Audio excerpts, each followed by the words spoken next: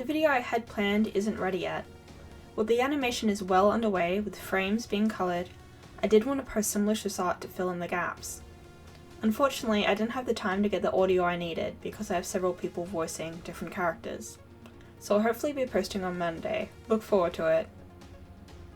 Instead, I'm trying to maintain consistent posting, so I decided to talk about a character I made for a temporary campaign I was in. It was a witch's tabletop, and while I know little about the different tabletops, it was fun to do. I had to make a new character, and once I started working with her, I fell in love. Just briefly, it's been a while since this tabletop happened, so my memory is a bit foggy on the matter. Her name's Marie, inspired by Marie Antoinette. She's a flesh mage. I still don't understand that quite well, but the idea was that her powers were based on the agony she felt in the past. Channeling this, she could access her flesh-based powers, including shape-shifting into a giant spider, as well as the inability to feel pain. I want to show this with her burn scars, which I had a lot of fun drawing. I also wanted it to go over her eye, so I used burn scar tutorials, blind eye tutorials, and hair tutorials for the entire piece. New to the game, I didn't want anything too detailed, so aside from the flesh mage powers, she's also an expert in martial arts and computer hacking. It's one of the reasons I wrapped up her arms with bandages. I actually created her backstory as a semi-famous artist. I know, ideal goals for this channel, who's a massive shut-in. She remains at home as much as possible, embarrassed about her appearance, hence why she covers up most of her skin.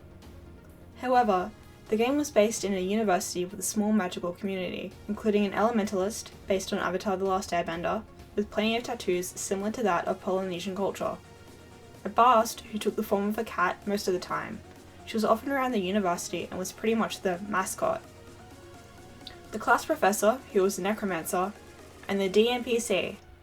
I don't remember much of them unfortunately, which is probably a good thing. The DNPC should not be the focus of a tabletop after all. They should be there to guide you. The last session we had was really nice, because we all got to bond and get to know each other in a backstory session. It was in this session that Marie and the elementalist really bonded. Marie was looked at funny due to her scars, while the elementalist was looked at funny due to their facial tattoos. As much of a shut-in as Marie was, the elementalist convinced her to attend a party with them. It was a family gathering, and while there was a lot of people there, it was better than being shut at home all day. It was overwhelming, of course, but it was really sweet. One of the elementalist's cousins was a big fan of Marie's YouTube channel, and Marie was flattered and actually felt happy for once. I know a feeling for my nihilistic character. One of the elementalist's aunts was also there doing henna tattoos. So after a bit of convincing, the elementalist got Marie to take off her mask, revealing more of her scars, only for them to be covered by henna tattoos, turning something Marie was ashamed of into something beautiful. The tabletop had a lot of problems, but that last session was really sweet, and I'm glad we left it on those positive memories. Sorry there isn't more on her character yet. Maybe I'll use her again in the future. I have a lot of trouble making new characters, so this meant a lot to me. Say it like that.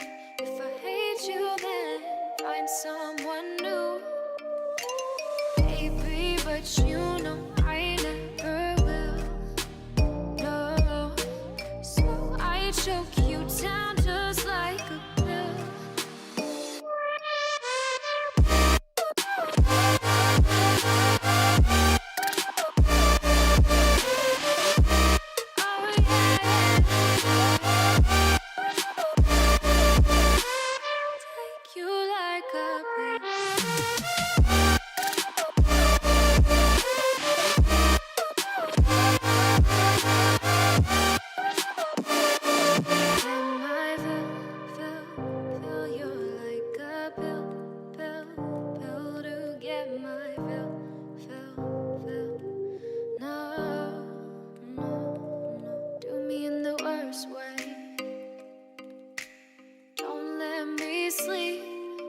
Say sorry.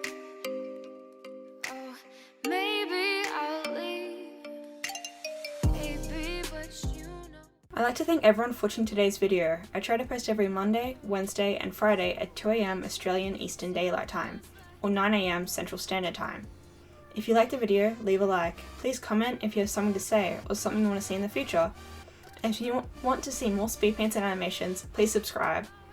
A very special thank you to my Patreons, Dean G, Debbie G, Thomas H, and Greg W.